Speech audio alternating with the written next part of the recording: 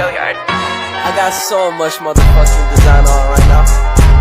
Break it down, bring it back, make it clap. I got 3 old thoughts, new block, where that thing. Bitches on my line, and you know. Selamat pagi semuanya. Perkenalkan, nama saya Chelsea Brevilia Siregar. Di sini saya ingin menyampaikan hasil ringkasan yang telah saya dapatkan dari buku PKN pada bab 2 yang berjudul Undang-Undang Dasar Negara Republik Indonesia tahun 1945. Konstitusi merupakan hukum yang paling tinggi serta paling fundamental sifatnya. Konstitusi merupakan sumber legitimasi atau landasan otorisasi bentuk-bentuk hukum atau peraturan perundang-undangan lainnya. Itu konstitusi sebagai hukum tertinggi sebuah negara harus dimaksudkan untuk mencapai dan mewujudkan tujuan tertinggi bernegara. Dalam konteks negara Indonesia, tujuan tertinggi bernegara adalah seperti yang tertuang dalam pembukaan Undang-Undang Dasar NKRI tahun 1945. 1. Melindungi segenap bangsa Indonesia dan seluruh tumpah darah Indonesia. 2. Memajukan kesejahteraan umum. 3. Mencerdaskan kehidupan bangsa. 4. Dan ikut melaksanakan ketertiban dunia. Macam konstitusi, yakni konstitusi tertulis dan konstitusi tidak tertulis. Kamus Besar Bahasa Indonesia atau KBBI, konvensi adalah pemufakatan atau kesepakatan terutama dalam adat, tradisi, dan sebagainya. Konvensi merupakan aturan-aturan dasar yang timbul dan terpelihara, yang dilakukan secara terus-menerus dan berulang-ulang. Tapi penyelenggara negara tidak bertentangan dengan UUD NKRI tahun 1945 dan pelengkap atau pengisi kekosongan yang timbul dalam praktik penyelenggaraan negara. Contohnya adalah pidato presiden yang dilakukan pada setiap tanggal 16 Agustus. Satu perubahan terhadap Undang-Undang Dasar NKRI tahun 1945 adalah perubahan sistematikanya. Sebelum amandemen, sistematika Undang-Undang Dasar NKRI tahun 1945 terdiri atas pembukaan, batang tubuh, 37 pasal, 16 bab, 49 ayat, 4 pasal aturan, peralihan, dan 2 ayat aturan tambahan. Setelah amandemen, sistematika Undang-Undang Dasar 1945 menjadi pembukaan, tetap 4 alinea, batang tubuh, 21 bab, 73 pasal, dan 170 ayat, 3 pasal aturan peralihan, dan 2 ayat aturan tambahan. Garis besar perubahan pasca amandemen adalah sebagai berikut. 1. Mempertegas prinsip negara berdasarkan hatas hukum pasal 1 ayat 3 dengan menempatkan kekuasaan kehakiman sebagai kekuasaan yang merdeka. Penghormatan kepada hak asasi manusia serta kekuasaan yang dijalankan atas prinsip due process of law. 2. Mengatur mekanisme pengangkatan dan pemberhentian para pejabat negara seperti hakim. 3. Sistem konstitusional berdasarkan perimbangan kekuasaan atau check and balance, yaitu setiap kekuasaan dibatasi oleh undang-undang berdasarkan fungsinya masing-masing. 4. Setiap lembaga negara sejajar kedudukannya di bawah Undang-Undang NKRI tahun 1945. 5.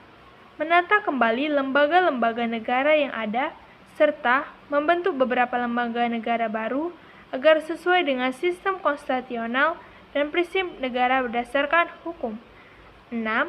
Atau yang terakhir, penyempurnaan pada sisi kedudukan dan kewenangan masing-masing lembaga negara disesuaikan dengan perkembangan negara dan demokrasi modern. Dasar NKRI tahun 1945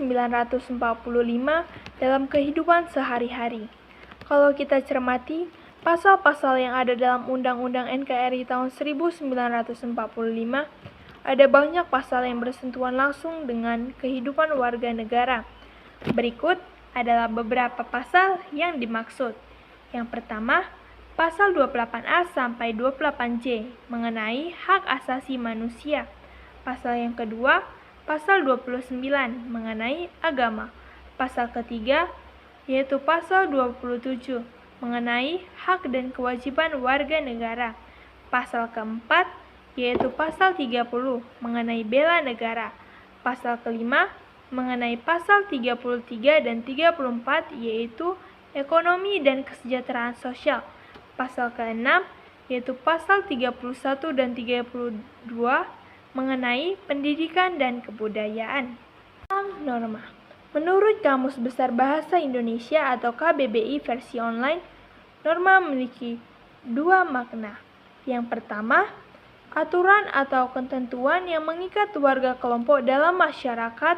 Ia dipakai sebagai panduan, tatanan, dan pengendali tingkah laku yang sesuai dan berterima. Dalam pengertian ini, maka norma adalah sesuatu yang berlaku dan setiap warga harus menaatinya. Yang kedua, aturan, ukuran, atau kaidah yang dipakai sebagai tolak ukur untuk menilai atau memperbandingkan sesuatu. Ada 4 jenis norma, yaitu yang pertama, norma asusila. Norma asusila adalah pergaulan dalam masyarakat yang bersumber dari hati nurani manusia yang berkaitan dengan pemahaman baik dan buruk yang ada dalam kehidupan masyarakat, seperti pergaulan antara pria dan wanita. Yang kedua, norma sosial, aturan pergaulan dalam masyarakat yang menata tindakan manusia dalam pergaulan dengan sesama, seperti bagaimana berbicara dan bertindak yang sopan. Yang ketiga, norma agama. Norma agama adalah aturan pergaulan dalam masyarakat yang bersumber dari ajaran agama. Yang keempat, norma hukum, aturan pergaulan dalam masyarakat yang berasal dari peraturan yang dibuat oleh pemerintah atau DPRD di berbagai tingkatan.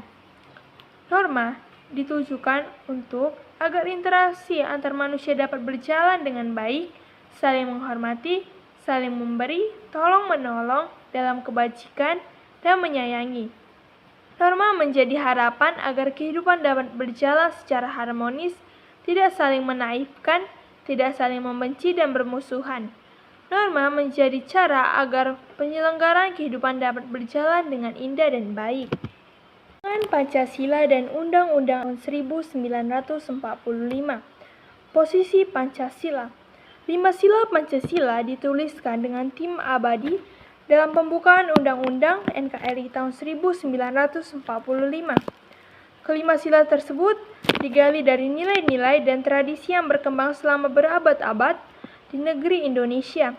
Nilai-nilai dan tradisi yang baik dirumuskan oleh para pendiri bangsa atau the founding fathers kita dalam 5 sila. Pancasila menjadi landasan dalam pelaksanaan cita-cita berbangsa dan bernegara Indonesia Raya. Oleh karena itu, Pancasila menjadi sumber segala sumber hukum negara.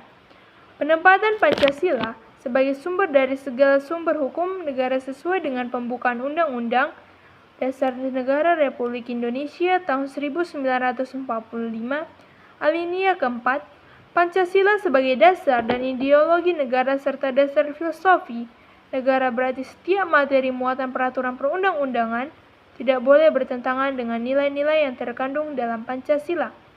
Sejarah memberikan pelajaran yang berharga bagi kita. Setelah konstitusi sebuah negara merupakan hukum dasar tertinggi yang berisi tata penyelenggaraan negara. Dan sebuah konstitusi akan membawa perubahan besar terhadap sebuah negara. Sistem bernegara yang semula demokratis berubah menjadi otoriter akibat perubahan konstitusi. Konstitusi merupakan sebuah pernyataan tentang bentuk atau suatu susunan yang dipersiapkan sebelum atau sesudah berdirinya sebuah negara. Sekianlah hasil kesimpulan yang telah saya buat. Saya ucapkan terima kasih atas perhatiannya dan selamat pagi.